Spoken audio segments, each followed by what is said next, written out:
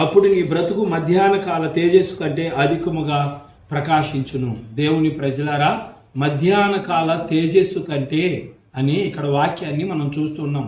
మధ్యాహ్నం ఆ వెలుగు ఎంత తేజస్సుగా ఉంటుంది, ఎంత అద్భుతంగా ఉంటుంది, ఎంత ప్రకాశనీయంగా ఉంటుంది, ఎంత గొప్ప వెలుగుగా ఉంటుంది. మధ్యాహ్నం కాల ఆ వెలుగు యొక్క తేజస్సు.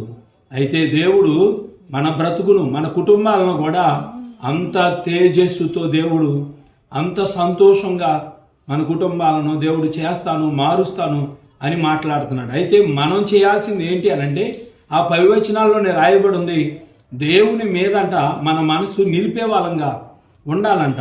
ఆయన పాటల మీద, మాటల మీద, మార్గం మీద. రెండో విషయం ఏంటంటే, దుర్మార్గాన్ని మన గుడారంలో నుంచి అంట, మనలో నుంచి పాపాన్నంట విడిచిపెట్టేటువంటి వారంగా ఉండాలి. 2 చేతులు ఆయన వైపే ఎత్తి, నువ్వే మాకు దిక్కయ్య